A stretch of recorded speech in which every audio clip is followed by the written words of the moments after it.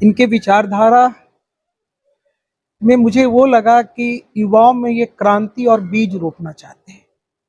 ये आज के लिए बिहार नहीं देखना चाहते हैं। इन्होंने इस बात पे आज के अपने वक्तव्य में ये रखा कि राजनीतिक जानकारी। नमस्कार, मैं हूं आदम परवेज और आप देख रहे हैं आप तक देश की आवाज। ये एनआरसी का कानून लाया गया, तो जितने लोग आप यहाँ बैठे हैं, 2 बरस पहले 3 बरस पहले की घटना है, जरा याद करके बताइए कि सीए एनआरसी जब इस देश में आया तो उसको रोका कैसे गया। वो आपके धरने प्रदर्शन से नहीं रुका, आपके हल्ला हंगामे से नहीं रुका, वो रुका 2 मई 2021 को। तारीख नोट कर लीजिए, 2 मई 2021 को, जिस दिन भाजपा को बंगाल में मुकम्मल शिकस्त दी गई, उस दिन से के बाद से सीए एनआरसी का चर्चा बंद है। हम किशोर जी लगातार कार्यक्रम कर रहे हैं और आप भी इस पार्टी में शामिल हो चुके हैं। हम इस समय मौजूद हैं फुलवाड़ी शरीफ में होटल रॉयल बिहार, और रॉयल बिहार होटल में आज प्रशांत किशोर जी यहाँ पर आए और काफ़ी संख्या में लोग आए उनके स्पीच को सुने। प्रशांत किशोर एक ऐसा नाम है जो किसी पहचान की मोहताज नहीं है।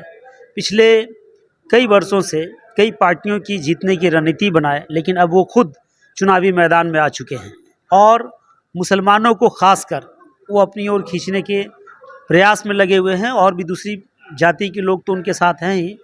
ऐसे में जहां एक तरफ आरजेडी जो खुद को सेकुलर पार्टी कहती है, मुसलमानों की रहनुमा कहती है, दूसरी तरफ नीतीश कुमार भी कहीं ना कहीं मुसलमानों की बात करते हैं, और ऐसे में प्रशांत किशोर जो तीसरे हैं और ये मुसलमानों को लेकर आगे चलना चाहते हैं, मुसलमानों को राजनीति में उतारने की बात करते हैं, मुसलमानों को राजनीति में अपना एक मकाम बनाने की बात करते हैं। इसी सब पर आज इन्होंने एक यहाँ पर मीटिंग किया और मीटिंग में लगभग हज़ारों लोग मौजूद थे।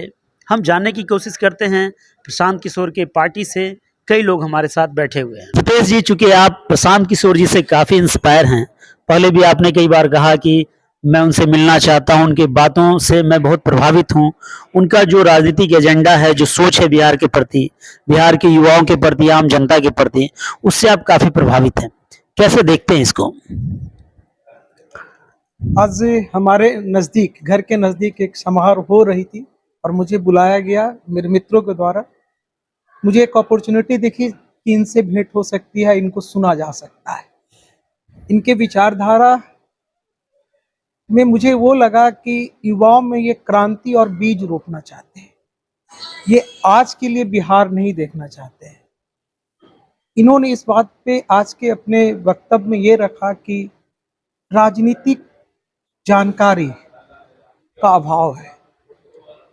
देश का निर्माण या प्रगति में हमें राजनीति की जानकारी होनी चाहिए, क्योंकि डेमोक्रेसी में जो गवर्नमेंट चुनी जाती है, आपके विकल्प पे आपके मत डालने से चुनी जाती है। हम अपने विकल्प को ही ढंग से नहीं चुन पाते, क्योंकि मुझे राजनीति की कोई जानकारी नहीं होती और हमारे यहाँ कोई पाठ्यक्रम नहीं है। आज मैंने उन्हें सामने से सुना, मुझे राजनीतिक कम लगे, मुझे लगा एक क्रांति लाना चाहते हैं युवाओं में। इसके बाई प्रोडक्ट सत्ता हो सकती है, हर बिजनेस का ही बाई प्रोडक्ट मनी हो सकती है, प्रॉफिट हो सकती है, लेकिन इनका जो ध्येय लगा, मुझे आकर्षित किया। उनकी करिश्मेटिक पर्सनालिटी मुझे यहाँ खींच लाई। दुर्भाग्यपूर्ण मैं मिल नहीं पाया, लेकिन सामने से देख पाए।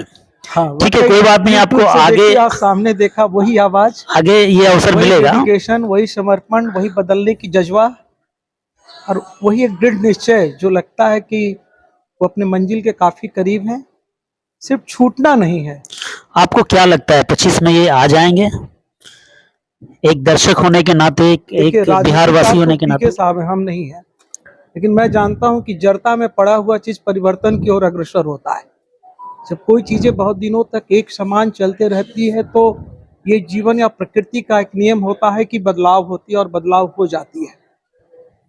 वो उस थ्रेशोल्ड पे हम लोग पहुंच चुके हैं जहां हम लोग परेशान हैं अकर्मण्य लोगों से, जो निर्णय नहीं ले पाते हैं या ये सोच लेते हैं कि जब चुनाव आएगी तो एक भावनात्मक वेव, एक भावनात्मक तरंग पैदा की जाएगी जो मैं 3 वर्षों 4 वर्षों से ये समझाया जा रहा है वो सब खत्म दरकिनार हो जाती है।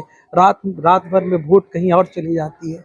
मुझे लगता है इनका ये एजुकेशन का प्रयास है कि उस रात खुद के भावना पर, अपने विचारों पे, अपनी समझदारी पर कायम रहे और सही जगह वोट डाले। क्या मुझे ऐसा ही लगा है। क्या आप जन स्वराज का हिस्सा बन रहे हैं? मैं समाज का हिस्सा होना चाहूंगा, राजनीतिक से मेरा कोई सरोकार नहीं है।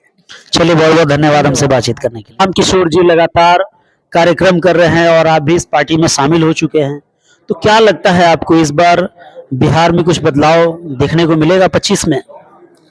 बिहार का बदलाव तो 100% तय है। जिस हिसाब से आदरणीय प्रशांत किशोर जी मेहनत कर रहे हैं और जन जन तक जा कर के जो इनकी अपनी सोच है उसको रख रहे हैं, और रहा समाज में हर लोगों की भागीदारी की बात, तो सबकी अपनी अपनी भागीदारी मिलनी चाहिए।